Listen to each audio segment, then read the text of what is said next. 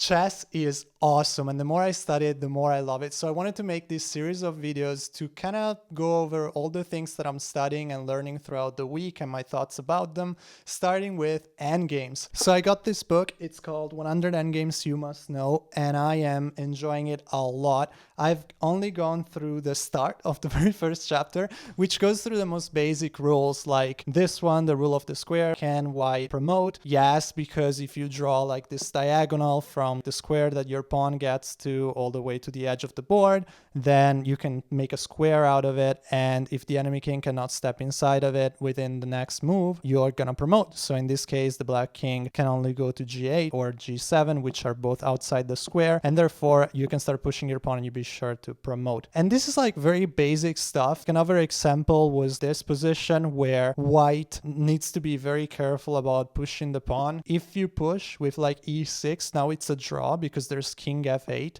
and when you push again with check, the king just goes in front of the pawn, and now like you're never gonna get out of this. But if you are actually methodical about it, you just play king e6, and now it's a win because black has to move, and the moment he moves to one of the sides, then you're just gonna like move in and escort your pawn all the way to promotion because the black king can't do absolutely anything about it. When you look at positions like these and you go through the studies, in this case there are like two solutions. My mind came up with the most complicated one, which was like king b5 and then king a7, and now you can go here and you have to do all this, and eventually you manage to save it and promote. And you also have to be aware of a lot of weird possibilities, because if you play king b5 and then black goes king b8 and you go king b6, black can play king back to a8, and now if you push the pawn c7, it's a draw. But you could solve the whole thing in a much easier fashion by just going king a6. And this is what I mean by focusing on technique. King a6 is a lot cleaner because now black has only one move, king b8, and you go king b6, you keep the opposition,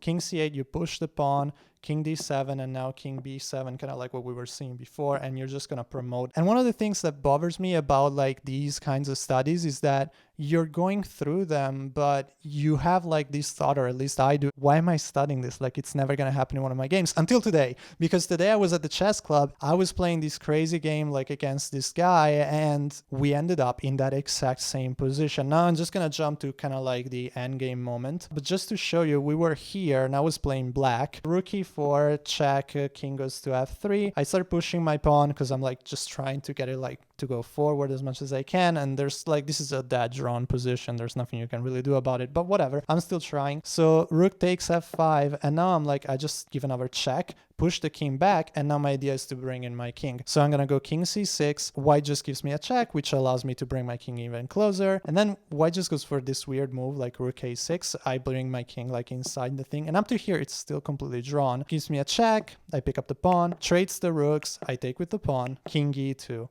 And this, if like you know it, which is like one of the first things that you study, it's completely drawn because white just needs to play king e1. But my opponent didn't know it and played king d1. And in this moment, it was just like, no way.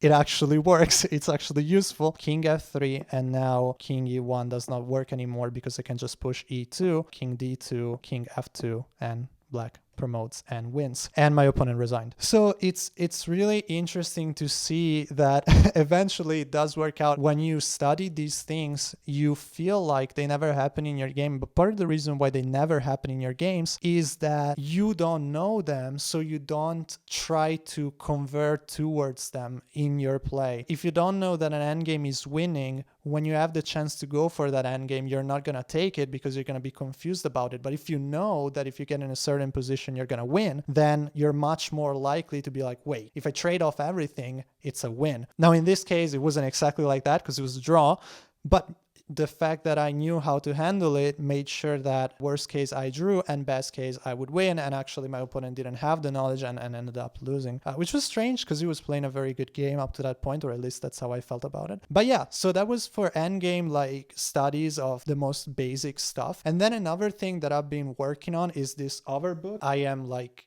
really obsessed. I like books. So I got a lot of them, but this one is like Attacking Chess for Club Players by Gruten. He talks about these unusual mate patterns, and the idea is you need to get used to them so that you can then see them in your own games and in other examples. And in this position, I'm actually glad that I managed to solve it. The book gives you a bunch of examples, a lot of them of which I could not solve, but this was the first one and I got it right, so I'm happy about it. The move here, you can pause if you want to try and figure it out, but that's just King G4, attacking the knight and trying to remove all of the squares that it can go to. So then there are two options. The main move, the move that the book kind of displays, but then comments also on the other one, it's knight h7, and this one just leads to a win after knight g6 check, king g8, bishop e6 mate. And this is the pattern that the book wants you to have in mind, this idea of the knight and the bishop giving mate, while the opponent's pieces are taking away some of the squares that the king would need to be able to run away. There's also knight f7. It leads to a win. It's just a little bit more complicated. The point is, the book shows you the pattern and then shows you this real game, and the method really works. The moment I saw this one, I was like, where do I want my pieces to go? I had like a little board set up, you know, those silly plasticky magnetic boards that hold your pieces. They're super small, and that's what I have. I took away the pieces. I just kind of like took them out of the board, and I was like, I would want my bishop on d5 without the pawn on e6. And the moment I thought about it that way, just imagining the position that I wanted to achieve, the move actually was very easy to find, queen f5, which threatens mate in two ways, both by taking on e6 and by going queen f7. So black is not necessarily forced to take, but if they do take, you immediately get that scenario. So now the pawn has moved away from e6, you can go bishop takes d5, and now it's checkmate. The book goes over one of the defensive resources by black. There's actually two, knight f6 and knight d8. Knight d8 is a little bit more straightforward just because it covers exactly the two squares where you're threatening mate. But even in this case, you can just go knight e7 check, the king has to go back to the corner, queen g6, now you're threatening mate on e8, and then black can try to do like knight f7. If they do that, then you have queen takes f7, and now you're threatening mate on g8, and this is unstoppable because even if black moves with the bishop to open up the rook, you just go like knight g6 checkmate. So it was just interesting to see like this idea of all I have to do is imagine the position that I want on the board and then think backwards from it to figure out which moves I need to play. That was very helpful as a new way of approaching these kinds of issues. Of course, you need to be able to envision the mate, but the idea is that the more you study, the more patterns you see, the better you're gonna get. And talking about patterns, there's another book, Improve Your Chess Pattern Recognition. I told you I bought a bunch. I actually saw this book being recommended by Daniel Naroditsky, which is why I decided to get it. And the first chapter, again, because that's the only thing I've gone through, it's been like all the first chapters, it's about this Octopus Knight. So the whole idea is that if you can place your knight on d6 or d3, if you're looking at it from black's perspective, it's going to be extremely powerful because it will control a whole lot of squares and it will kind of look like an octopus because it can jump and take in all sorts of directions. But the interesting thing is how you actually achieve that, and the book gives out a whole lot of examples, but one that I particularly like is this one. You are in this position and white has this idea in mind of eventually playing knight d6. So it comes up with knight e4 because what it needs to do first is get rid of the dark square bishop, because otherwise black will have the chance to just trade it off or the knight on d6. So after knight e4 attacking the bishop, black goes back, bishop e7, and now white just offers his own bishop and black has to take, queen takes, and now knight h2 f6 by black, knight d6, and you actually get this position where the knight is like controlling all those squares. It's currently supported by the queen though, so kind of the next idea is to put a pawn to support it so that then you're free to move your queen around and you don't have like your pieces stuck defending one another. And so now basically after a bunch of moves, you will see that white manages to push c5 to support the knight, and then eventually from here we'll go on to convert into a winning position. I thought this thing was just very helpful because again, it's kind of similar to before, just that instead of seeing the win, you see the strategic advantage. So just having it in your mind helps you out a lot, just coming up with plans during the middle game, especially for those moments where you're looking at the position and you're like, so now what? Because you're just stuck thinking, I don't know what to do, and maybe you have multiple options, maybe you just can't come up with anything. And the more ideas like these the better it is. Now, last book, last thing. It's another Grudem book, Chess Strategy for Club Players. I am really enjoying these books, by the way. They're really cool. And the first chapter, I think, maybe I'm a little bit further ahead on this one, but it's about material. And what I found interesting, though, was not exactly the discussions about the material, but the discussions about the endgame technique. Something that the book highlights a lot is that at times you might have this tendency to just want to go and grab a material, when in reality it would be much better if you focused on solidifying the position and ensuring that your opponent has no counterplay. And I feel that this is a great example of that. In this position, it's black to play. It's kind of easy, I think, to find the first move just based on the fact that I found it. So being a complete beginner, I feel like it's okay. So it's knight e4, and the idea is that you're gonna give a check, you start collecting pawns, and basically you end up in this endgame where black plays this really nice move, rook b3, with the whole idea that the rook kind of cuts the board and separates the white king from the pawn on d4, allowing your king to eventually go for that. But at the same time, you're also isolating and keeping an eye on the weaknesses of the position. White has three pawns that are very weak. There's b2, there's h2, there's d4, and the rook and the king are stuck guarding those, so you can have a lot more active play in the endgame. And so the game continues, king f2, king f6, so you're trying to sort of get closer to it. White goes king e1, and now this is like a key moment.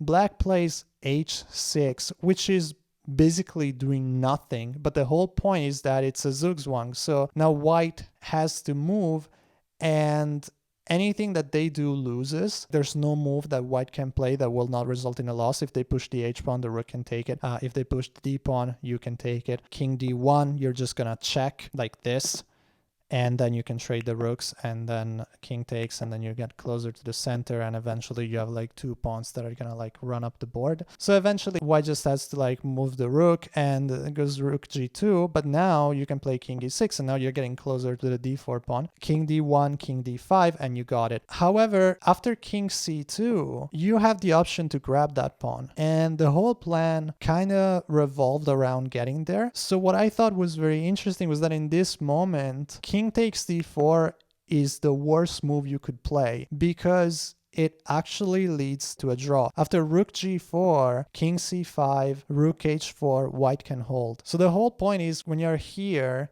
and you have placed all your pieces at the right squares, you have to be patient, which is something that the book highlights, and not go for the material, but actually focus on a more solid move, rook h3. And now this is like completely won for black. After the rook moves, eventually you're gonna go king c4, king b1, and now you have like this plan of pushing the h-pawn, positioning your rook, and eventually you're gonna have control of like the second rank, and you're gonna convert into a win. But what was really interesting to me was like I said, this moment where you go rook h3 and you don't grab the pawn. I feel like this is something in endgames that it's difficult to be aware of and not fall for, because it's very easy to think, as long as I have more pawns, I'm going to win. But sometimes you grab that extra pawn, and in doing so, you allow your opponent a chance for counterplay, and they're just like gonna get the draw, or sometimes even the win because of that, if you're not like super careful. Because of course it's one thing that the computer says it's a draw, but it's a lot more difficult than when you hold it, especially also from a psychological point of view, because you were like completely winning and you were like, I got this,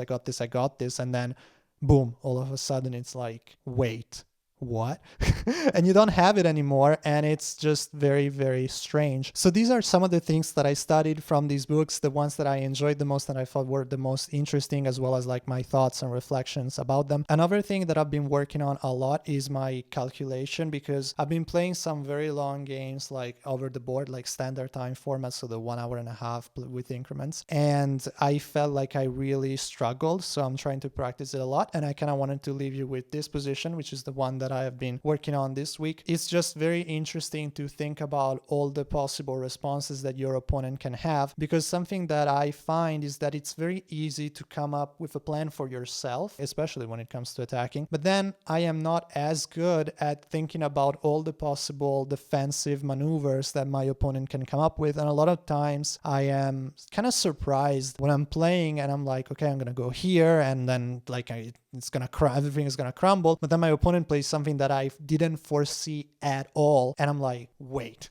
And I am taken aback. All of a sudden, my confidence kind of goes away. I have to recalculate everything. And sometimes it's still fine, sometimes not so much. So part of the training, I think, is not just in finding the right move, but is in understanding why it is the right move no matter what. And really no matter what, like thinking about all the possibilities. So yeah, take a look at the position. Let me know in the comments what you think is the right move. And if you enjoyed the video, consider giving a like and subscribing to the channel. I'll be posting another video next week, I hope. So yeah, I'll see you there. Bye bye.